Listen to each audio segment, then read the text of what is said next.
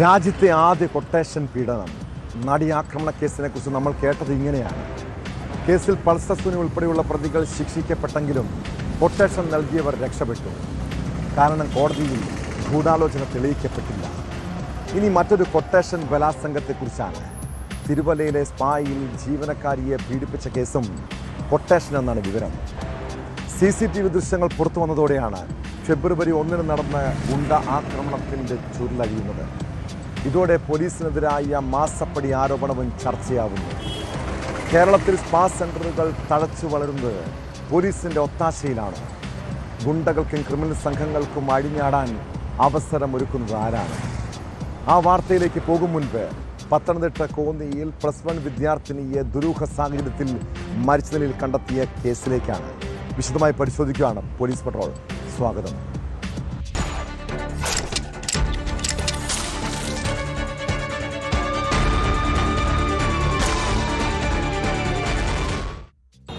നമ്മുടെയൊക്കെ വീടുകളിൽ കൗമാരപ്രായത്തിലുള്ള പെൺകുട്ടികളുണ്ടെങ്കിൽ അവരെ തനിച്ച് പുറത്തുവിടാറുണ്ട്.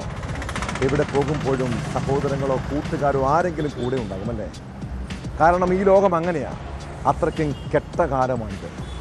ഒന്ന് ശ്രദ്ധ മാറിയാൽ എവിടെയും കഴുകൻ കണ്ണുകൾ.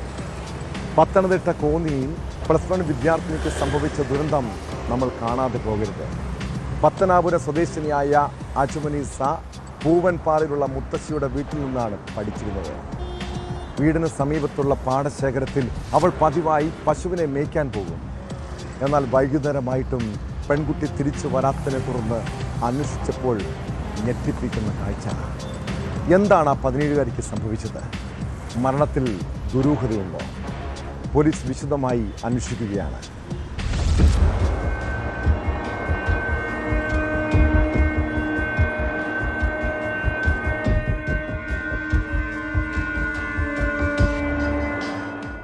രാവിലെ 8 മണിക്ക് പശുവിനെ മേയ്ക്കാൻ പോയതായിരുന്നു അജുമനീസ.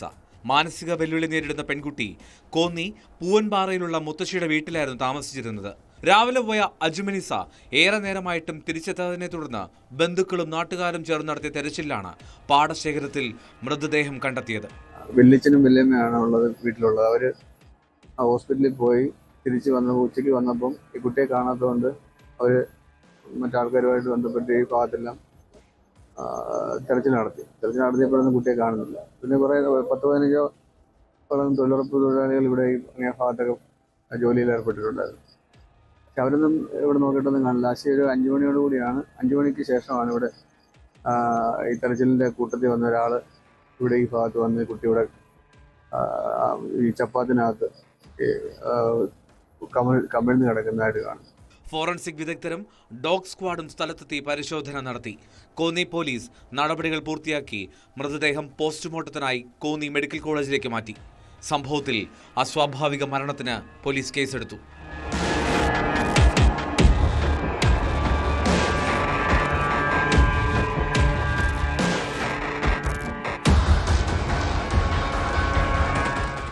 ന്യൂസ് 18 പത്തനംതിട്ട.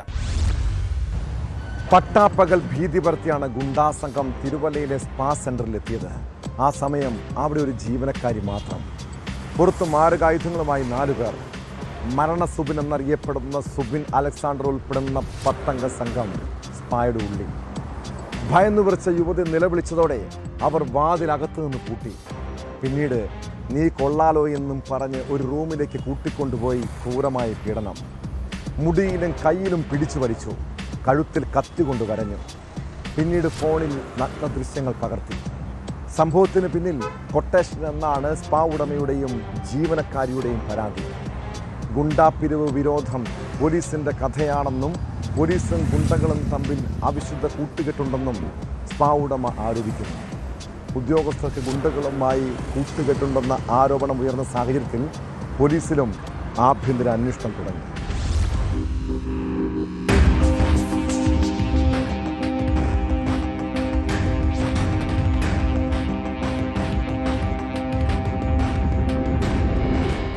ഫെബ്രുവരി 1 വൈകുന്നേരം 3:30-ഓടെയാണ് 7-അംഗ ഗുണ്ടാസംഘം തിരുവല്ലയിലെ സ്പായിൽ അതിക്രമിച്ചു കയറി ജീവനക്കാരെ ഭീഷണിപ്പെടുത്തി പണം ആവശ്യപ്പെട്ടത്.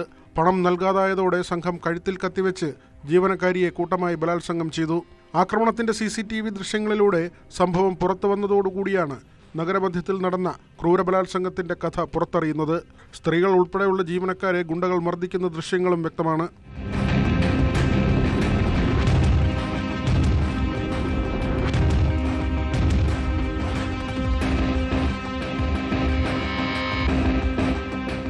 പോലീസിന് ലഭിച്ച രഹസ്യവിവരത്തിന്റെ അടിസ്ഥാനത്തിലാണ് പിന്നീട് 2-ാം തീയതി കേസ് രജിസ്റ്റർ ചെയ്ത് 2 പ്രതികളെ അറസ്റ്റ് ചെയ്തത്.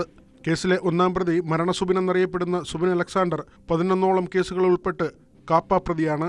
ഗുണ്ടാപ്പിരിവ് നൽകാത്തതുകൊണ്ടാണ് പ്രതികൾ ആക്രമിച്ചതെന്നാണ് ബലാത്സംഗത്തിനിരയായ അതിജീവിത പോലീസിന് നൽകിയ മൊഴി. സംഭവത്തിൽ പോലീസിന് വീഴ്ച പറ്റിയിട്ടില്ലെന്നും നടപടികൾ എടുത്തിട്ടുണ്ടെന്നും ജില്ലാ പോലീസ് മേധാവി ആനന്ദ് വ്യക്തമാക്കി.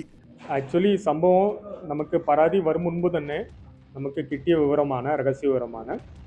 നമ്മുടെ ഒരു ഉദ്യോഗസ്ഥർ, സ്പെഷ്യൽ ബ്രാഞ്ച് ഉദ്യോഗസ്ഥർ കിട്ടിയ വിവരമാണ്. അതിൻ്റെ ബേസിസിൽ നമുക്ക് വിവരം കിട്ടി. അപ്പോൾ ഇമ്മീഡിയറ്റ് SHO തിരുവല്ലക്ക് നിർദ്ദേശം കൊടുത്ത് അദ്ദേഹം സ്പോട്ടെത്തി, സംഭവ സ്ഥലത്തെത്തി, അവിടെയുള്ള CCTV പരിശോധിച്ച്, അവിടെയുള്ള വിക്ടിമുടെ ജീവനക്കാരുടെ സംസാരിച്ച് നടന്ന സംഭവം മനസ്സിലായി. അപ്പോൾ തന്നെ മൊഴിയെടുത്ത് അണ്ട് കേസെടുത്ത്, അതുമാത്രമല്ല ആ സ്പോട്ടിൽ തന്നെ ഇമ്മീഡിയറ്റ് ആയിട്ട് പ്രധാന പ്രതിയായ സുബിൻ അലക്സാണ്ടർ കസ്റ്റഡിയിലെടുത്ത് അറസ്റ്റ് നടപടികൾ ചെയ്തിട്ടുണ്ട്. അതുകൊണ്ട് സമയബന്ധിതമായിട്ട് ടൈംലി ആക്ഷൻ പോലീസിന്റെ ഭാഗത്തിൽ ഇതിൽ ഉണ്ടായിട്ടുണ്ട്. മറ്റ പ്രതിയും കൂടി, 2ാമത് ഒരു പ്രതി, അയാളുടെ സഹപ്രവർത്തകരായിട്ട് ഉണ്ടായ ബിർലിൻ ദാസിനെ പിടിച്ചിട്ടുണ്ട്. ബാക്കിയുള്ള പ്രതികളെ പിടിക്കാനുള്ള ഞങ്ങൾ 3-അംഗ സംഘം അവിടെ ഉണ്ട്. തിരുവല്ല DSP സൂപ്പർവൈസറുണ്ട്, ഞാനും മോണിറ്റർ ചെയ്യുന്നുണ്ട്. നിങ്ങൾ എത്ര പെട്ടെന്ന് പിടിക്കാനുള്ള നടപടികൾ ഞങ്ങൾ സ്ട്രോങ്ങായിട്ട് ചെയ്യുന്നുണ്ട്. ഈ സംഭവം 1-ാം തീയതി ഇത് സംഭവിച്ചതാണ്. പക്ഷേ ഇത് പരാതികളോ യാതൊന്നോ നമുക്ക് അവർ കൊടുത്തിട്ടില്ല. നമുക്ക് അടുത്ത 2-ാം തീയതിയാണ് നമുക്ക് ഇതിനായിട്ടുള്ള വിവരം നമ്മളെ ഉദ്യോഗസ്ഥർക്ക് കിട്ടുന്നതാണ്. ആ ഉദ്യോഗസ്ഥർ കിട്ടുന്ന മുറയ്ക്ക് തന്നെ നേരിട്ട് എനിക്കും സ്പെഷ്യൽ ബ്രാഞ്ച് DSP വിവരം കൈമാറി. അപ്പോൾ തന്നെ നമ്മൾ തിരുവല്ല SHO ഇമ്മീഡിയറ്റ്ലി ആക്ട് ചെയ്തു. അതേസമയം തിരുവല്ലയിലെ പല സ്പാകളിൽ നിന്നും പോലീസ് ഉദ്യോഗസ്ഥർക്ക് മാസപ്പടി ലഭിക്കുന്നുണ്ടെന്ന ഗുരുതരമായ ആരോപണവും ഉയരുന്നുണ്ട്. സ്പെഷ്യൽ ബ്രാഞ്ച് ഉദ്യോഗസ്ഥർ, DYSP ഓഫീസിലെ ഉദ്യോഗസ്ഥർ, മറ്റ് ഉയർന്ന ഉദ്യോഗസ്ഥർ എന്നിവർക്ക് സ്പാകളിൽ നിന്ന് പണം ലഭിക്കുന്നുണ്ടെന്നാണ് ആരോപണം. ലൈസൻസ് ഇല്ലാത്തതും അസാൻമാർഗിക പ്രവർത്തനങ്ങൾ നടക്കുന്നതുമായ സ്ഥാപനങ്ങൾക്ക് സംരക്ഷണം നൽകുന്നതിനാണ് ഈ പണം കൈപ്പറ്റുന്നതെന്നാണ് ആക്ഷേപം. നഗരമധ്യത്തിൽ ആക്രമണം നടന്നിട്ടും പോലീസ് കേസെടുക്കാൻ വൈകിയതും ഗുണ്ടകളും പോലീസും തമ്മിലുള്ള അവിശുദ്ധ കൂട്ടുകെട്ടുകൊണ്ടാണെന്ന് ആക്രമണം നടന്ന സ്പായിലെ ഉടമസ്ഥൻ ആരോപിക്കുന്നു.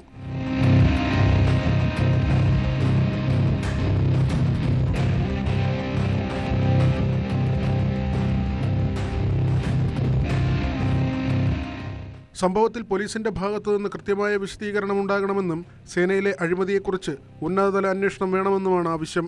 ആരോപണം ഉയരുന്ന പശ്ചാത്തലത്തിൽ ആഭ്യന്തരതലത്തിൽ അന്വേഷണം ആരംഭിച്ചിട്ടുണ്ട്. വീഴ്ച സംഭവിച്ചിട്ടുണ്ടെങ്കിൽ നടപടി ഉണ്ടാകുമെന്നും ജില്ലാ പോലീസ് മേധാവി വ്യക്തമാക്കി.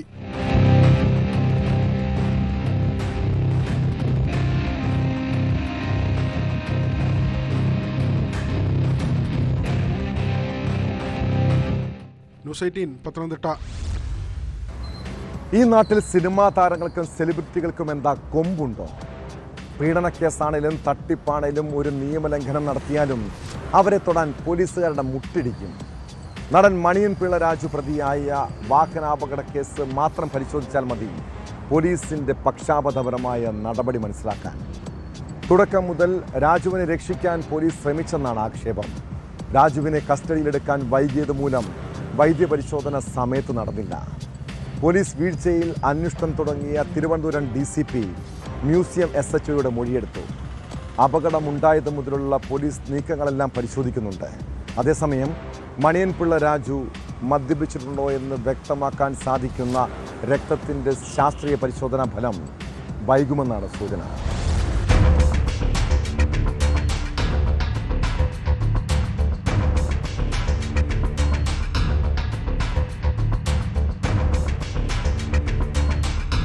അപകടം നടന്ന വ്യാഴാഴ്ച രാത്രി തന്നെ രാജുവിനെ കസ്റ്റഡിയിലെടുക്കാത്തത് മുതൽ പോലീസ് വീഴ്ചയിൽ വലിയ വിമർശനം ഉയർന്നിരുന്നു. കാറും കസ്റ്റഡിയിലെടുത്തില്ല. ഇതോടെയാണ് അന്വേഷണത്തിന് DCPയെ ചുമതലപ്പെടുത്തിയത്. പോലീസ് നടപടികളിൽ വീഴ്ചയുണ്ടായിട്ടില്ലെന്നാണ് SHO DCPക്ക് നൽകിയ മൊഴി. പുലർച്ചെ 1 മണിക്കാണ് നടപടി തുടങ്ങിയത്. കാർ കണ്ടെത്താൻ കഴിയാത്തത് സാങ്കേതിക കാരണങ്ങൾ മൂലമാണ്. അപകടം നടന്ന വിവരം ലഭിച്ചത് മുതൽ പോലീസ് നടത്തിയ നീക്കങ്ങളെല്ലാം DCP പരിശോധിക്കും. സ്പെഷ്യൽ ബ്രാഞ്ചും അന്വേഷണം നടത്തുന്നുണ്ട്. തുടക്കം മുതൽ രാജുവിനെ രക്ഷിക്കാൻ പോലീസ് ശ്രമിച്ചെന്നാണ് ആക്ഷേപം. രാത്രിയിൽ വീട്ടിലെത്തിയ പോലീസ് രാജു അവിടെ ഇല്ലെന്ന് പറഞ്ഞു മടങ്ങി. മൊബൈൽ ഫോൺ സ്വിച്ച്ഡ് ഓഫ് എന്ന് പറഞ്ഞു. പോലീസ് ആസ്ഥാനം ഉൾപ്പെടെയുള്ള പ്രധാന റോഡിലെ CCTV പരിശോധിച്ച് രാത്രി തന്നെ കാർ കസ്റ്റഡിയിലെടുത്തില്ല. രാജുവിനെ കസ്റ്റഡിയിലെടുക്കാൻ വൈകിയത് മൂലം വൈദ്യപരിശോധന സമയത്ത് നടന്നില്ല. ഇന്നലെയും രാജു പറഞ്ഞ സമയത്ത് സ്റ്റേഷനിൽ ഹാജരാകാൻ അനുവദിച്ചു. പരിശോധനയ്ക്ക് രക്തസാമ്പിൾ കെമിക്കൽ ലാബിലേക്ക് അയച്ചത് അപകടം നടന്ന് മണിക്കൂറുകൾ കഴിഞ്ഞ ശേഷം മാത്രമാണ്. ഇനി കൃത്യമായ പരിശോധന ഫലം കിട്ടാനുള്ള സാധ്യത കൂടി പോലീസ് ഇല്ലാതാക്കിയതെന്നുൾപ്പെടെയുള്ള വിമർശനങ്ങൾ ഉയർന്നതോടെയാണ് വകുപ്പ് തല അന്വേഷണം ആരംഭിച്ചത്.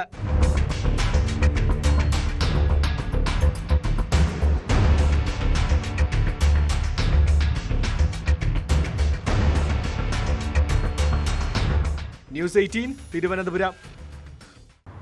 അധികം കഷ്ടപ്പെടാതെ ശരീരം അനങ്ങാതെ എളുപ്പത്തിൽ പണമുണ്ടാക്കാൻ എന്തെങ്കിലും വഴിയുണ്ടോ? മലയാളികൾ പൊതുവെ ഇങ്ങനെ സുഖിച്ച് ലാഭം കൊയ്യാൻ ഇഷ്ടപ്പെടുന്നവരാണല്ലേ. അതുകൊണ്ട് തന്നെയാണ് നമ്മൾ പലപ്പോഴും തട്ടിപ്പുകൾക്ക് ഇരകളാകുന്നത്. പാലക്കാട് ഷെയർ മാർക്കറ്റിലൂടെ കൂടുതൽ വരുമാനം വാഗ്ദാനം ചെയ്ത് പണം തട്ടിയ സംഭവത്തെക്കുറിച്ചൊന്ന് പരിശോധിക്കണം. കുളപ്പള്ളി സ്വദേശിയെ കബളിപ്പിച്ച് 11 ലക്ഷം രൂപയാണ് പ്രതി തട്ടിയെടുത്തത്.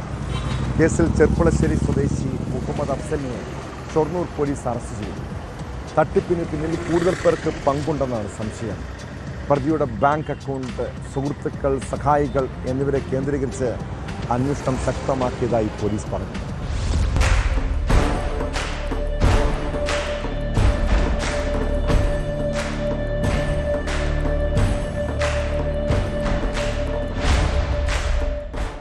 കുളപ്പള്ളി സ്വദേശിയെ കബളിപ്പിച്ച് 11 ലക്ഷം രൂപയാണ് പ്രതി തട്ടിയെടുത്തത്.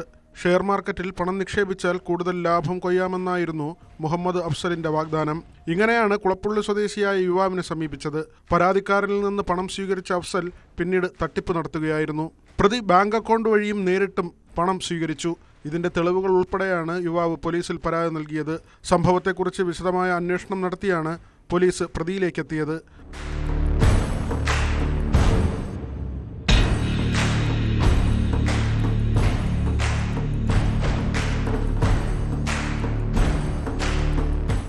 ഇയാൾ നിരവധി പേരിൽ നിന്ന് പണം തട്ടിയെടുത്തെന്നാണ് വിവരം. എന്നാൽ നിലവിൽ മറ്റാരും പരാതിയുമായി പോലീസിനെ സമീപിച്ചിട്ടില്ല. അഫ്സലിനെ കൂടാതെ തട്ടിപ്പിൽ കൂടുതൽ പേർക്ക് പങ്കുണ്ടെന്നാണ് സൂചന. പ്രതിയുടെ ബാങ്ക് അക്കൗണ്ട്, സുഹൃത്തുക്കൾ, സഹായികൾ എന്നിവരെ കേന്ദ്രീകരിച്ച് അന്വേഷണം ശക്തമാക്കിയതായി പോലീസ് പറഞ്ഞു. പ്രതിയെ കോടതിയിൽ ഹാജരാക്കി റിമാൻഡ് ചെയ്തു.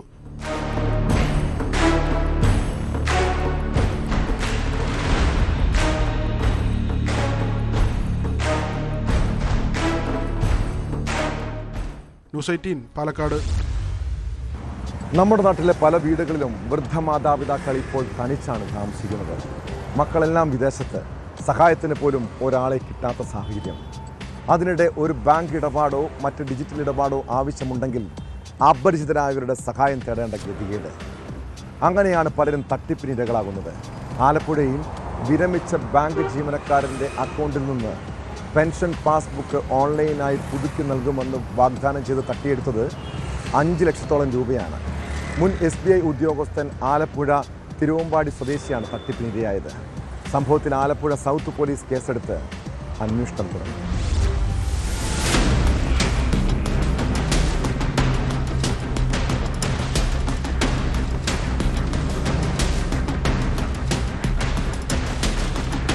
തട്ടിപ്പുകാർ നൽകിയ ലിങ്കിൽ ക്ലിക്ക് ചെയ്തതിനെ തുടർന്ന് ഒറ്റ രാത്രി കൊണ്ട് 5.38 ലക്ഷം രൂപയാണ് നഷ്ടമായത്. പരാതിക്കാരൻ ലിങ്ക് ക്ലിക്ക് ചെയ്തതോടെ മൊബൈലിന്റെ നിയന്ത്രണം തട്ടിപ്പുകാർക്ക് ലഭിക്കുകയും അതിലൂടെ അക്കൗണ്ടിൽ നിന്നും പണം മറ്റൊരു അക്കൗണ്ടിലേക്ക് മാറ്റം ചെയ്യപ്പെടുകയും ചെയ്തുവെന്നാണ് നിഗമനം.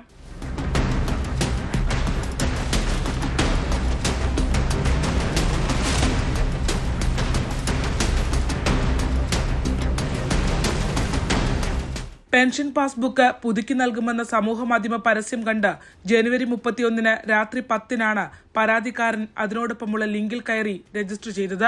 വീട്ടിൽ നിന്ന് SBI ശാഖയിലേക്ക് ദൂരം കുറവാണെങ്കിലും പക്ഷാഘാതം വന്ന കിടപ്പിലായതിനാൽ യാത്ര ചെയ്യാൻ കഴിയാത്തതിനാലാണ് പരസ്യത്തിൽ വിശ്വസിച്ച് ലിങ്ക് ക്ലിക്ക് ചെയ്തതെന്ന് അദ്ദേഹം പറഞ്ഞു. അന്ന് രാത്രി സമൂഹമാധ്യമത്തിലൂടെ തട്ടിപ്പുകാർ പലതവണ ബന്ധപ്പെട്ടിരുന്നു. പിറ്റേന്ന് രാവിലെ 10 വാട്സാപ്പിൽ വിളിച്ച് അപേക്ഷാ ഫോം പൂരിപ്പിക്കാൻ ആവശ്യപ്പെട്ടു. പെൻഷൻ ബുക്ക് വാങ്ങാൻ ഇങ്ങനെയൊരു അപേക്ഷ ആവശ്യമില്ലെന്നറിയാവുന്നതിനാൽ സംശയം തോന്നി. കോൾ കട്ട് ചെയ്തു. പക്ഷേ അപ്പോഴേക്കും ബാങ്ക് അക്കൗണ്ടിൽ നിന്ന് 7 തവണകളിലായി 5,38,498 രൂപ തട്ടിപ്പുകാർ കൈക്കലാക്കിയിരുന്നു. ആലപ്പുഴ സൗത്ത് പോലീസിൽ പരാതി നൽകി. അന്വേഷണം തുടങ്ങിയതായി ഇൻസ്പെക്ടർ VD റജിരാജ് പറഞ്ഞു.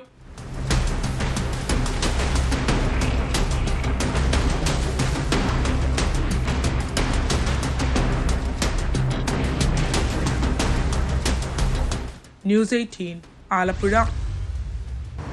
ശബരിമല സ്വർണ്ണക്കൊള്ളക്കേസിലെ മുഖ്യപ്രതി ഉണ്ണികൃഷ്ണൻ പോറ്റിയും UDF കൺവീനർ അടൂർ പ്രകാശും തമ്മിൽ എന്താണ് ബന്ധം? ഇവർക്കിടയിൽ സാമ്പത്തിക ഇടപാട് നടന്നിട്ടുണ്ടോ? ഇക്കാര്യങ്ങൾ അറിയാൻ അടൂർ പ്രകാശ് MPയെ പ്രത്യേക അന്വേഷണ സംഘം ചോദ്യം ചെയ്തു. 3 മണിക്കൂർ നീണ്ട ചോദ്യം ചെയ്യലിൽ പോറ്റി അടക്കമുള്ള പ്രതികളുമായുള്ള ബന്ധത്തെക്കുറിച്ച് ചോദിച്ചറിഞ്ഞു. SIT നടപടിയിൽ അസ്വാഭാവികത ഒന്നും തന്നെ ഇല്ലെന്ന് ചോദ്യം ചെയ്യലിന് ശേഷം അടൂർ പ്രകാശ് പ്രതികരിച്ചു. അതിനിടെ കണ്ഠരര് രാജീവരുടെ ജാമ്യാപേക്ഷയ്ക്കെതിരെയുള്ള SIT റിപ്പോർട്ടിൽ ഗുരുതര പരാമർശങ്ങളാണുള്ളത്. ശബരിമല സ്വർണ്ണക്കൊള്ളയിൽ എല്ലാം നടന്നത് തന്ത്രിയുടെ അറിവോടെ എന്നാണ് റിപ്പോർട്ട്.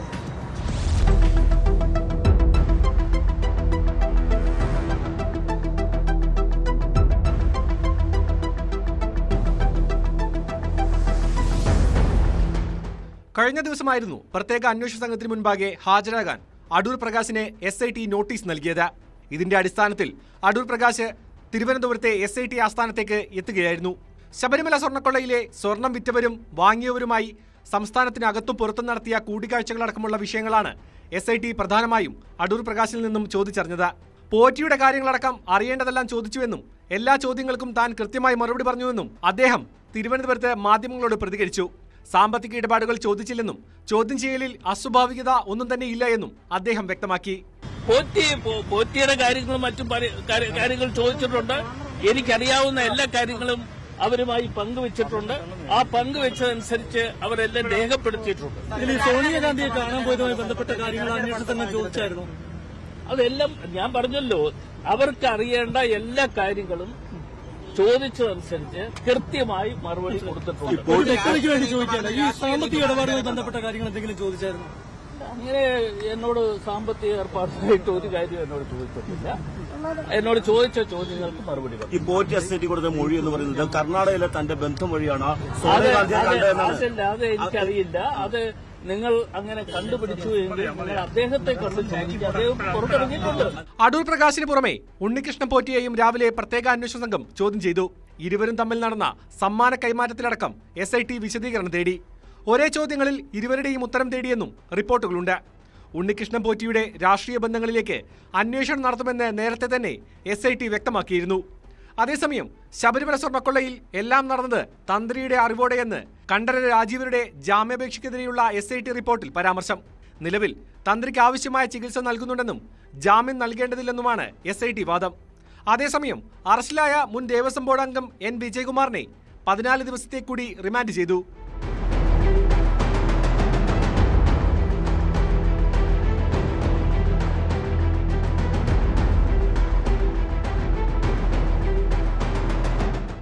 ന്യൂസ് 18 തിരുവനന്തപുരം.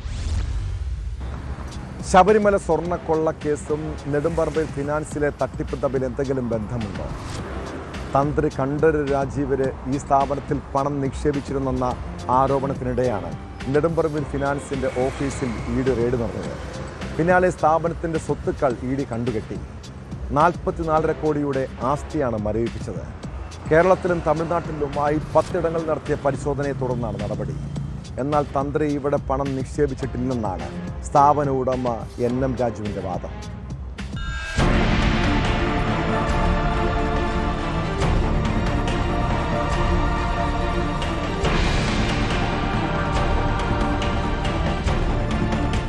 ശബരിമല സ്വർണ്ണക്കൊള്ളക്കേസിൽ ജയിലിൽ കഴിയുന്ന തന്ത്രി കണ്ഠരര് രാജീവർക്ക് നിക്ഷേപമുണ്ടെന്ന് സംശയിക്കുന്ന സ്ഥാപനമാണ് നെടുമ്പറമ്പിൽ ക്രെഡിറ്റ് സിൻഡിക്കേറ്റ്. കഴിഞ്ഞ ദിവസം നടത്തിയ പരിശോധനയിൽ ഡിജിറ്റൽ തെളിവുകൾ, സാമ്പത്തിക ഇടപാടുകളുടെ രേഖകൾ എന്നിവ ED പിടിച്ചെടുത്തു. നിക്ഷേപ തുക ഉപയോഗിച്ച് സ്ഥാപന ഉടമ NM രാജുവും കൂട്ടാളികളും വൻതോതിൽ ഭൂമി വാങ്ങിക്കൂട്ടിയെന്നാണ് EDയുടെ കണ്ടെത്തൽ. സ്വർണ്ണപ്പണ ഇടപാടുകൾക്കും മറ്റ് ബിസിനസ് ആവശ്യങ്ങൾക്കുമായും തുക വകമാറ്റി ചിലവഴിച്ചിട്ടുണ്ട്. പത്തനംതിട്ട, എറണാകുളം ജില്ലകളിലായി പോലീസ് രജിസ്റ്റർ ചെയ്ത കേസുകളുടെ അടിസ്ഥാനത്തിലാണ് 2024 ജൂലൈ 1 EDയും കേസ് രജിസ്റ്റർ ചെയ്ത് അന്വേഷണം ആരംഭിച്ചത്. നിക്ഷേപം തിരികെ നൽകാത്തതിനെ തുടർന്ന് രാജു, ഭാര്യ ഗ്രേസ്, മക്കൾ എന്നിവരെ 2024 മെയ്യിൽ പോലീസ് അറസ്റ്റ് ചെയ്തിരുന്നു. പിടിച്ചെടുത്ത രേഖകൾ വിശദമായി പരിശോധിച്ചു വരികയാണെന്നും തട്ടിപ്പിന്റെ വ്യാപ്തിയും ഗുണഭോക്താക്കളെയും കണ്ടെത്താനുള്ള അന്വേഷണം പുരോഗമിക്കുകയാണെന്നും ED അറിയിച്ചു. തന്ത്രി കണ്ഠർ രാജീവർ ഇവിടെ 2.5 കോടി രൂപ നിക്ഷേപിച്ചു എന്നും എന്നാൽ സ്ഥാപനം പൂട്ടിയിട്ടും പരാതി നൽകിയില്ല എന്നുമുള്ള റിപ്പോർട്ടുകൾ പുറത്തുവന്നതിന് പിന്നാലെയായിരുന്നു EDയുടെ റെയ്ഡ്. എന്നാൽ നെടുമ്പറമ്പിൽ തന്ത്രി പണം നിക്ഷേപിച്ചിട്ടില്ലെന്നും 1 മാസമായി വ്യാജ വാർത്തകൾ പ്രചരിപ്പിക്കുകയാണെന്നും NM രാജു പറഞ്ഞു. എനിക്ക് വേണമെങ്കിൽ മറ്റൊരു CJ റോയി ആകാമായിരുന്നു.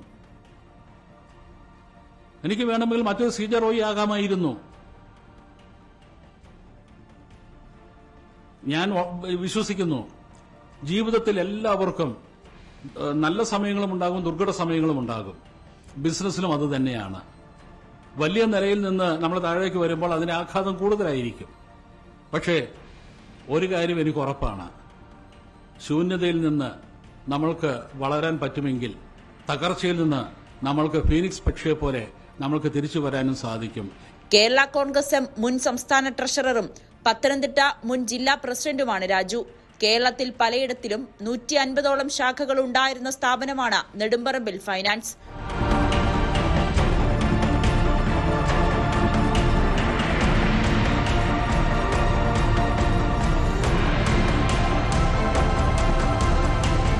ന്യൂസ് 18 കൊച്ചി.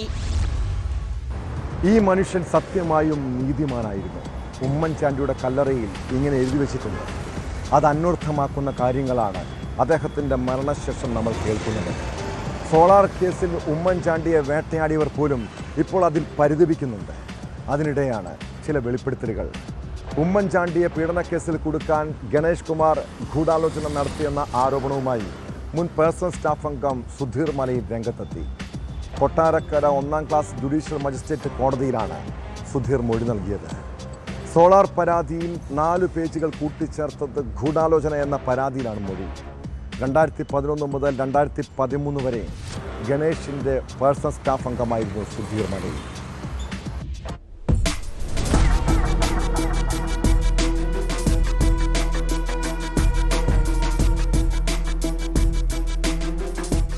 പത്തനാപുരത്തിൻ്റെ രാഷ്ട്രീയ ഭൂപടത്തിൽ വളരെ കോളിളക്കം സൃഷ്ടിക്കാവുന്ന ഒരു നടപടിയാണ് കഴിഞ്ഞ ദിവസം കൊട്ടാരക്കര കോടതിയിലുണ്ടായത്. സോളാർ കേസുമായി ബന്ധപ്പെട്ടുള്ള ഒരു വിഷയം. സോളാർ കേസ് വീണ്ടും ഇലക്ഷനിൽ ചർച്ചയാവുകയാണ്.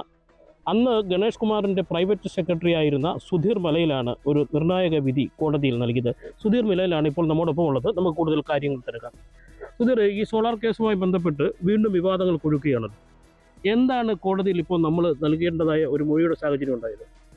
ഇപ്പോൾ ഈ മൊഴി നൽകിയതല്ല, അതായത് 2021 കൊട്ടാരക്കര കോടതിയിൽ കോൺഗ്രസ് നേതാവായ അഡ്വക്കേറ്റ് സുധീർ ജേക്കബ് നൽകിയ കേസിന്റെ അടിസ്ഥാനത്തിലാണ് ഇതുള്ളത്.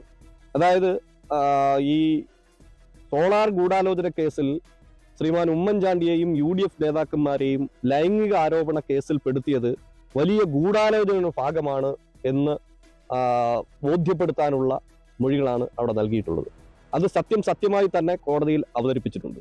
അദ്ദേഹത്തിന്റെ പേഴ്സണൽ സ്റ്റാഫിലെ അംഗമായിരുന്ന ഒരാളെന്ന നിലയിൽ അദ്ദേഹം ചിലതൊക്കെ നമ്മളോട് പറഞ്ഞതും അദ്ദേഹം പറഞ്ഞതും പ്രവർത്തിച്ചതുമായ കാര്യങ്ങൾ കോടതിക്ക് മുമ്പാകെ സമർത്ഥിക്കുവാനാണ് ഞങ്ങൾ ശ്രമിക്കുന്നത്. ഞാൻ മനസ്സിലാക്കുന്നത് കൊട്ടാരക്കര കോടതിയിൽ 18 പേജുള്ള ഒരു പരാതി എങ്ങനെ 24 പേജായി എന്നതുമായി ബന്ധപ്പെട്ടുള്ള ഒരു പരാതിയാണ് നിലനിന്നത്. ആ അഡീഷണൽ പേജ് വന്നതുമായി ബന്ധപ്പെട്ട ഒരു വിഷയമാണോ കോടതിയിൽ ഇപ്പോൾ പ്രതിപാദിക്കുന്നത്? അഡീഷണൽ പേജ് വന്നതുമായി ബന്ധപ്പെട്ടുള്ള കേസാണ്. അതായത് രണ്ടാമത് ഇതിനകത്ത് എഴുതി ചേർക്കപ്പെട്ട ഒരു സ്റ്റേറ്റ്മെന്റ് ഉണ്ടാക്കി എന്നുള്ളതാണ് ഞങ്ങളുടെ ഭാഗം. അതിനെക്കുറിച്ച് കൂടുതൽ പറയാൻ എനിക്ക് എന്റെ ഭാഗം ഞാൻ കോടതിയിൽ പറഞ്ഞത്, ബഹുമാനപ്പെട്ട അഡ്വക്കേറ്റ് സുധീർ ജേക്കബ് നൽകിയിരിക്കുന്ന കേസിന്റെ അടിസ്ഥാനത്തിൽ ഈ ഗൂഢാലോചനയുടെ സത്യം ചുരുളഴിച്ച് തിരികെ കൊണ്ടുവരുന്നതിന് വേണ്ടിയിട്ട് എനിക്കറിയാവുന്ന സത്യങ്ങൾ മൊഴിയായി ഞാൻ കോടതിയിൽ കൊടുത്തിരിക്കുന്നതുമാണ്. അതിൽ ആദ്യമുണ്ടായിരുന്ന ശിവരാജൻ കമ്മീഷൻ റിപ്പോർട്ടിൽ, അതായത് ജസ്റ്റിസ് ശിവരാജൻ കമ്മീഷന്റെ ഈ സോളാർ കമ്മീഷൻ റിപ്പോർട്ടിൽ ഇദ്ദേഹത്തെക്കുറിച്ചോ ഉമ്മൻചാണ്ടി സാറിനെ കുറിച്ചോ UDF നേതാക്കന്മാരെ കുറിച്ചോ വലിയ ലൈംഗികാരോപണ പരാമർശങ്ങളൊന്നും ഉണ്ടായിരുന്നില്ല. എന്നാൽ പിന്നീട് ഇദ്ദേഹം മന്ത്രിയാകാൻ കഴിയാതെ വന്ന സാഹചര്യത്തിൽ വീണ്ടും അതിനകത്ത് ആഡ് ചെയ്ത് എഴുതി ചേർക്കപ്പെട്ടു എന്നുള്ളതാണ് ഞങ്ങളുടെ ഭാഗം. അല്ല, അങ്ങനെ നിർബന്ധ ബുദ്ധിയാൽ ഈ പേര് എഴുതി ചേർക്കാൻ ഉമ്മൻചാണ്ടി സാറുമായിട്ട് അത്രയ്ക്ക് വൈരാഗ്യം വരത്തക്കീഴിൽ എന്തെങ്കിലും നടപടി മുമ്പ് ഉണ്ടായിട്ടുണ്ടോ? നമ്മുടെ ശ്രദ്ധയിൽപ്പെട്ടിട്ടുണ്ടോ? മറ്റൊരു വൈരാഗ്യവും വരാൻ ഒരു കാരണവുമില്ല. മന്ത്രിയാകാൻ കഴിഞ്ഞില്ല. അതായത് അദ്ദേഹം രാജിവെച്ചത് അദ്ദേഹത്തിന്റെ ഭാര്യ നൽകിയ കേസിന്റെ അടിസ്ഥാനത്തിൽ, ഗാർഹിക കേസിന്റെ അടിസ്ഥാനത്തിൽ മ്യൂസിയം പോലീസ് സ്റ്റേഷനിൽ കേസ് രജിസ്റ്റർ ആകുന്ന സാഹചര്യത്തിൽ ഒരു മന്ത്രി തന്റെ മന്ത്രിസഭയിലെ ശ്രീ ഉമ്മൻചാണ്ടി എന്ന് പറയുന്ന മുഖ്യമന്ത്രിയുടെ മന്ത്രിസഭയിലെ ഒരു മന്ത്രി അറസ്റ്റിലാകുകയാണെങ്കിൽ അറസ്റ്റിലായാൽ അത് വലിയ കോളിളക്കം സൃഷ്ടിക്കുമെന്നുള്ളത് കൊണ്ടും ഇടതുപക്ഷ സംഘടനകൾ നിയമസഭയ്ക്കകത്തും പുറത്തും അതിശക്തമായ പ്രക്ഷോഭം സംഘടിപ്പിക്കുകയും ചെയ്ത സാഹചര്യത്തിൽ അദ്ദേഹത്തിന് രാജിവെക്കേണ്ടി വന്നത്. എന്നാൽ ആ കേസ് ഒത്തുതീർപ്പാക്കുന്നതിനും ബഹുമാനായ ഉമ്മൻചാണ്ടി സാറും അദ്ദേഹം ചുമതലപ്പെടുത്തിയ ശ്രീമാൻ ഷിബു ബേബി ജോൺ സാറും അശ്രാന്ത പരിശ്രമം നടത്തി ആ കേസ് ഒരു രമ്യതയിൽ ഒത്തുതീർപ്പാക്കി. കേസ് ഒത്തുതീർപ്പാക്കിയ സാഹചര്യത്തിൽ അദ്ദേഹത്തെ തിരികെ മന്ത്രിയാക്കും എന്ന് അദ്ദേഹം കരുതുകയും അദ്ദേഹം മന്ത്രിയായി തിരികെ വരണമെന്ന് ആഗ്രഹം പ്രകടിപ്പിക്കുകയും ചെയ്തു. എന്നാൽ അന്നത്തെ രാഷ്ട്രീയ സാഹചര്യത്തിൽ അദ്ദേഹത്തെ തിരികെ മന്ത്രിസഭയിൽ എടുക്കാൻ കഴിഞ്ഞില്ല. എടുക്കാൻ കഴിയാതെ വന്നപ്പോഴാണ് അദ്ദേഹത്തിന് മുഖ്യമന്ത്രിയായ ശ്രീമാൻ ഉമ്മൻചാണ്ടിയോട് അതിശക്തമായ വൈരാഗ്യമുണ്ടാവുകയും ഏത് വിധേനയും ഉമ്മൻചാണ്ടിയെയും മന്ത്രിസഭയെയും തകർക്കും എന്ന വാശിയോടുകൂടി ഇറങ്ങിത്തിരിച്ചത്. ആ ഒരു വാശിയുടെ പ്രതിഫലനമാണ് ഈ സോളാർ കേസും അതിൽ പിന്നീട് ഉരുത്തിരിഞ്ഞു വന്ന സംഭവ വികാസങ്ങളും എന്നാണ് സുധീർ മലയിൽ പറയുന്നത്. എന്തായാലും പത്തനാപുരത്തെ തിരഞ്ഞെടുപ്പ് രംഗം ശക്തി പ്രാപിക്കുമ്പോൾ സോളാർ വിഷയം വീണ്ടും ചർച്ചയാകുന്നു എന്നതാണ് യാഥാർത്ഥ്യം. മനോജ് അപ്പുക്കുട്ടൻ, ന്യൂസ് 18, പുനലൂർ.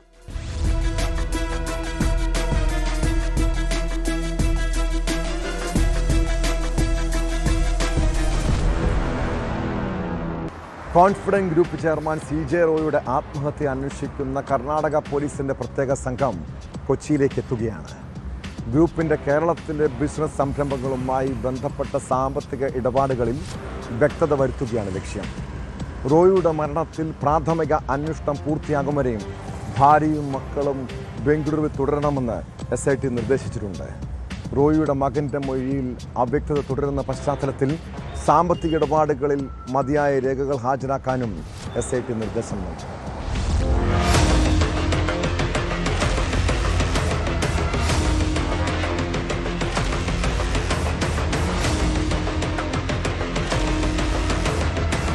CJ റോയിയുടെ മരണവുമായി ബന്ധപ്പെട്ടുകൊണ്ട് പ്രത്യേക അന്വേഷണ സംഘത്തിൻ്റെ പരിശോധനകളും അതോടൊപ്പം തന്നെ മൊഴിയെടുപ്പും അടക്കമുള്ള കാര്യങ്ങൾ തുടരുകയാണ്. കൊച്ചിയിൽ വൈകാതെ തന്നെ ആ സംഘം എത്തിച്ചേരുമെന്നാണ് പ്രതീക്ഷിക്കുന്നത്. കൊച്ചിയിലെ ആസ്ഥാനത്ത് കോൺഫിഡന്റ് ഗ്രൂപ്പിൻ്റെ ആസ്ഥാനത്തടക്കം പരിശോധന നടത്തേണ്ടതുണ്ട്. ഇവിടെയുള്ള ജീവനക്കാരിൽ നിന്നടക്കം മൊഴിയെടുപ്പ് ചെയ്യേണ്ടതുണ്ട്.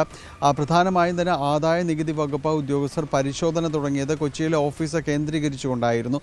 പിന്നീടാണ് ബംഗളൂരുവിലേക്ക് ഹെഡ് ഓഫീസ് കേന്ദ്രീകരിച്ചുകൊണ്ട് അന്വേഷണം നീങ്ങുകയും ചെയ്യുന്നത്. ഏതായാലും ഇവിടെ എന്താണ്, ഏത് രീതിയിലുള്ള ഇടപാടുകളിലാണ് കൂടുതൽ പരിശോധനകൾ നടന്നത് എന്നതടക്കമുള്ള കാര്യങ്ങളുടെ വിശദാംശങ്ങൾ പ്രത്യേക അന്വേഷണ സംഘം തേടും. അതോടൊപ്പം തന്നെയാണ് ഇപ്പോൾ നിലവിൽ ബംഗളൂരുവിലുള്ള റോയിയുടെ കുടുംബത്തോട് അവിടെ വിടരുത്, കാരണം ഇനിയും വിശദാംശങ്ങൾ അറിയാനുണ്ട് എന്നത് അന്വേഷണ സംഘം അവരെ അറിയിച്ചിട്ടുണ്ട്. അതുകൊണ്ട് തൽക്കാലം ബംഗളൂരുവിൽ തന്നെ തുടരാനാണ് അവർക്ക് നൽകിയിരിക്കുന്ന നിർദ്ദേശം. അതോടൊപ്പം തന്നെയാണ് റോയിയുടെ മകനിൽ നിന്ന് ഈ ബിസിനസ് ഇടപാടുകൾ സംബന്ധിയായ കാര്യങ്ങളിൽ ചില വിവരങ്ങൾ അന്വേഷണ സംഘവും മറ്റും ആരാഞ്ഞിരുന്നു. അതുമായി ബന്ധപ്പെട്ടുകൊണ്ട് കൂടുതൽ വിവരങ്ങളും ലഭ്യമാകാനുണ്ട്.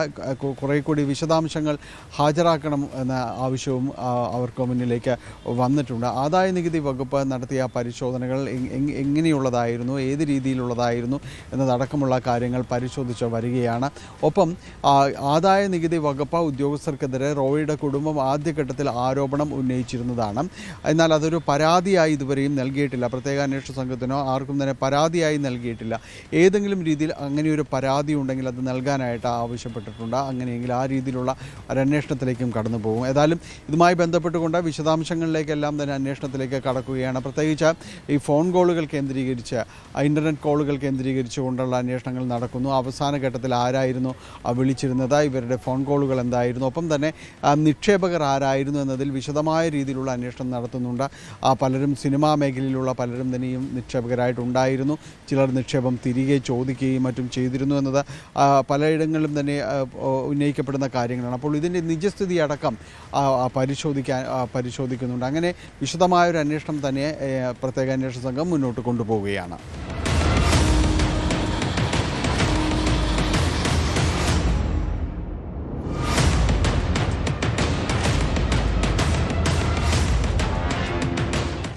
ഭരണകക്ഷിയിലെ നേതാക്കൾക്ക് പോലും നാട്ടിൽ സ്വൈര്യമായി ജീവിക്കാൻ കഴിയാത്ത സാഹചര്യം.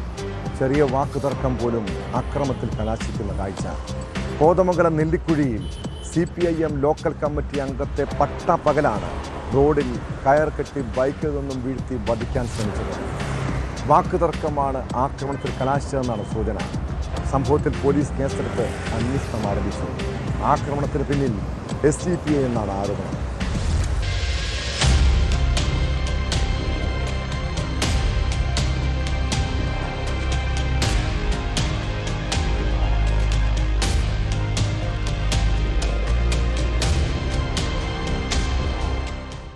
ബ്ലോക്ക് ഗ്രാമപഞ്ചായത്ത് മുൻ അംഗവും CPM ലോക്കൽ കമ്മിറ്റി അംഗവുമായ TM അബ്ദുൾ അസീസിന് നേരെയാണ് ആക്രമണമുണ്ടായത്. സംഘം തിരിഞ്ഞ് മേദലയിൽ വെച്ചുണ്ടായ വാക്കുതർക്കമാണ് ആക്രമണത്തിൽ കലാശിച്ചത്. കഴിഞ്ഞ ദിവസമുണ്ടായ ആക്രമണത്തിൽ പരിക്കേറ്റയാളെ സന്ദർശിച്ച് മടങ്ങുന്നതിനിടയിൽ ഉച്ചയോടെ മേദല പള്ളിപ്പടിയിൽ വെച്ചാണ് അസീസിന് നേരെ ആക്രമണമുണ്ടായത്. തലേ ദിവസം ഇന്നലെ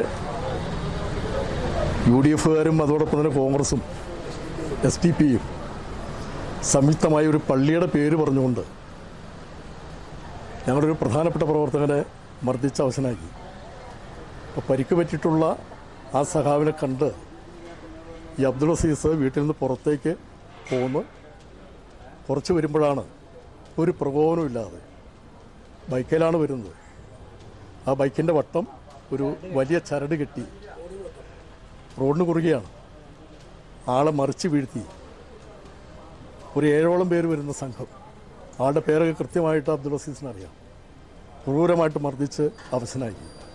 തടയാൻ ചെന്ന ലോക്കൽ സെക്രട്ടറി സഹീർ കോട്ടപ്പറമ്പിനെയും ഏരിയ കമ്മിറ്റി അംഗം KM പരീദിനെയും അസഭ്യം പറയുകയും ഉപദ്രവിക്കാൻ ശ്രമിക്കുകയും ചെയ്തുവെന്നും പരാതിയുണ്ട്.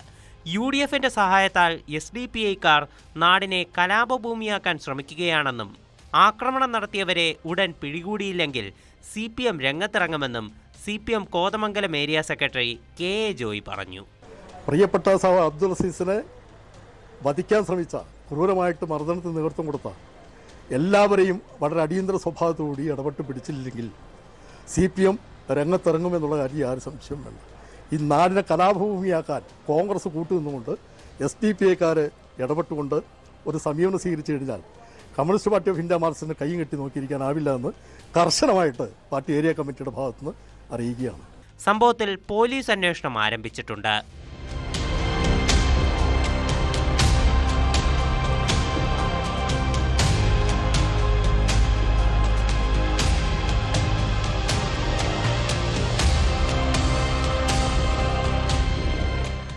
ന്യൂസ് 18 കൊച്ചി. എഞ്ചിനീയറിംഗ് ബിരുദധാരികളായ ചെറുപ്പക്കാർക്ക് ഈ നാട്ടിൽ ജോലി കിട്ടിയില്ലെങ്കിൽ ജീവിക്കാൻ എന്താണ് വഴി? അധ്വാനിക്കാൻ ഒരു മനസ്സുണ്ടെങ്കിൽ ഇവിടെ സുഖമായി ജീവിക്കാൻ. എന്നാൽ ഇപ്പോഴത്തെ പിള്ളേർക്ക് എളുപ്പത്തിൽ പണമുണ്ടാക്കണം. മലയാളികളായ 6 യുവാക്കൾ അതിനായി കണ്ടെത്തിയ വഴിയാണ് ലഹരിക്കടത്ത്. വെറും ലഹരിയല്ല, ഹൈഡ്രോപോണിക് കഞ്ചാവ്.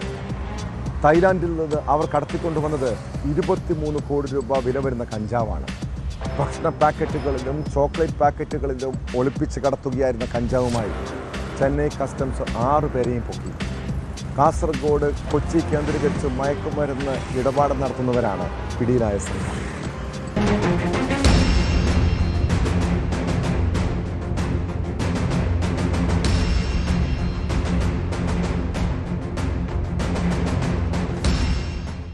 രണ്ട് വിമാനങ്ങളിലായാണ് ലഹരിക്കടത്ത് സംഘം ചെന്നൈ വിമാനത്താവളത്തിൽ ഇറങ്ങിയത്. 4 പേരടങ്ങുന്ന ആദ്യ സംഘം എത്തിയത് ബാങ്കോക്കിൽ നിന്ന്.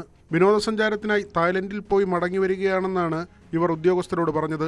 എന്നാൽ തായ്ലൻഡിൽ എത്തിയതിന്റെ പിറ്റേ ദിവസം തന്നെ തിരികെ നാട്ടിലേക്ക് വിമാനം കയറിയതിൽ സംശയം തോന്നിയ ഉദ്യോഗസ്ഥർ കസ്റ്റംസ് ഓഫീസിലെത്തിച്ച് വിശദമായി പരിശോധിക്കുകയായിരുന്നു. 15 കിലോ ഹൈബ്രിഡ് കഞ്ചാവാണ് സംഘത്തിൽ നിന്ന് കണ്ടെത്തിയത്.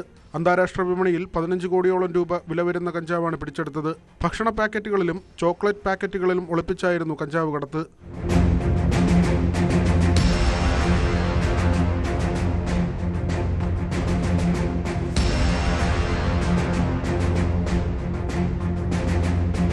ബാങ്കോക്കിൽ നിന്നുള്ള രണ്ടാമത്തെ സംഘം എത്തിയത് വെള്ളിയാഴ്ച പുലർച്ചെയോടെ. 2 പേരാണ് സംഘത്തിലുണ്ടായിരുന്നത്. തായ്ലൻഡിൽ എത്തിയതിന് പിറ്റേ ദിവസം തന്നെ ഇവർ നാട്ടിലേക്ക് തിരിക്കുകയായിരുന്നു. ഇവരിൽ നിന്ന് 8 കിലോ ഹൈബ്രിഡ് കഞ്ചാവ് പിടികൂടി. 6 പേരും കേരളത്തിൽ നിന്നുള്ള ബിരുദധാരികളാണ്. വിദഗ്ധ സോഫ്റ്റ്വെയർ എഞ്ചിനീയർമാരും ഇവരിലുണ്ടെന്ന് കസ്റ്റംസ് പറയുന്നു. വിദ്യാഭ്യാസത്തിനനുസരിച്ച് അനുയോജ്യമായ ജോലി ലഭിക്കാത്തതിനെ തുടർന്നാണ് ഇതിന് മുന്നിട്ടിറങ്ങിയതെന്നാണ് ചോദ്യം ചെയ്യലിൽ പ്രതികൾ ഉദ്യോഗസ്ഥരോട് പറഞ്ഞത്. നിലവിലെ ജോലിക്ക് തുച്ഛം വരുമാനമേയുള്ളൂ. ആഡംബര ജീവിതത്തിന് ഇത് തികയില്ല. പെട്ടെന്ന് പണം കണ്ടെത്താനുള്ള വഴിയായിട്ടാണ് ലഹരിക്കടത്തിലേക്ക് തിരിഞ്ഞതെന്നും പ്രതികൾ മൊഴി നൽകി.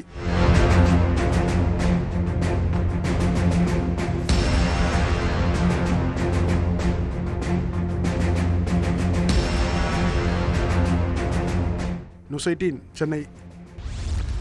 കൊല്ലം നഗരത്തിൽ വീണ്ടും വൻ ലഹരിവേട്ട. നഗരത്തിലെ മയക്കുമരുന്ന് ലോബികളിൽ പ്രധാനിയെ എക്സൈസ് 6 കിലോയിലധികം കഞ്ചാവുമായി പിടികൂടി. കുണ്ടറയിൽ MDMAയുമായി 2 യുവാക്കളെ പൊക്കിയത് പോലീസാണ്. ബംഗളൂരുവിൽ നിന്നും വിതരണം ചെയ്യാനായി കൊണ്ടുവന്ന 22 ഗ്രാം MDMAയുമായി എത്തിയ പ്രതികളെ മാമൂട് ജംഗ്ഷന് സമീപത്ത് വെച്ചാണ് കുണ്ടറ പോലീസ് അറസ്റ്റ് ചെയ്തത്. പ്രതികളിൽ ഒരാൾ പ്രായപൂർത്തിയാകാത്തയാളാണ്.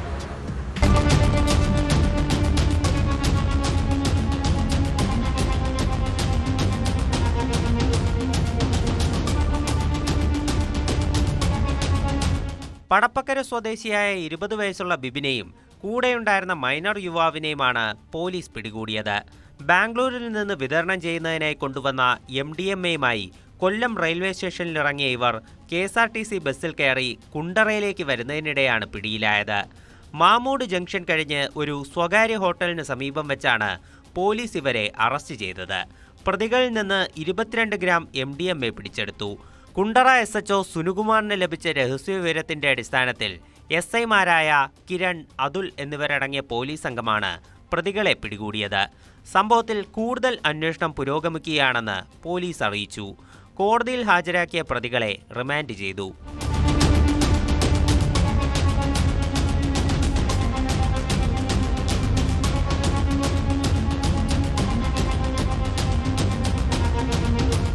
കൊല്ലം എക്സൈസ് റേഞ്ച് ഓഫീസിലെ എക്സൈസ് ഇൻസ്പെക്ടർ P. ശങ്കറിന്റെ നേതൃത്വത്തിൽ മേക്കോൺ ശിവജിമുക്ക് ഭാഗത്ത് നടത്തിയ പരിശോധനയിലാണ് 33-കാരൻ അൽഷാദ് പിടിയിലായത്.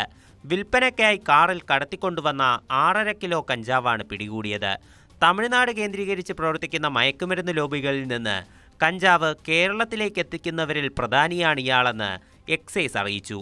പ്രതിയെ കൂടുതൽ ചോദ്യം ചെയ്യുന്നതിലൂടെ കൂടുതൽ വിവരങ്ങളും ഉറവിടവും കണ്ടെത്താനുള്ള ശ്രമം എക്സൈസ് ആരംഭിച്ചിട്ടുണ്ട്. സംഭവവുമായി ബന്ധപ്പെട്ട് അന്വേഷണം കൂടുതൽ ശക്തമാക്കുമെന്നും അധികൃതർ വ്യക്തമാക്കി.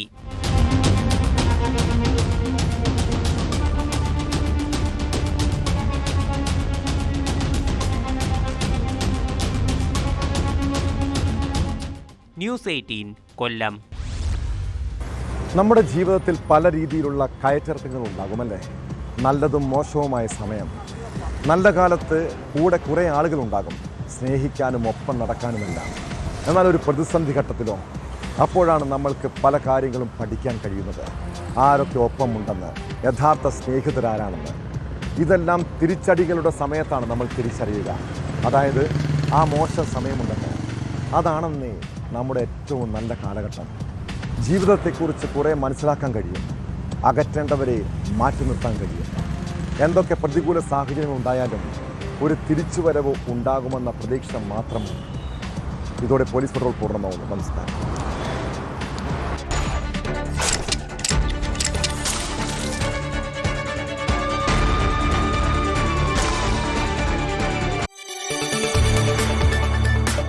കൂടുതൽ വാർത്തകൾക്ക് news 18 Keralam YouTube channel subscribe ചെയ്യുക.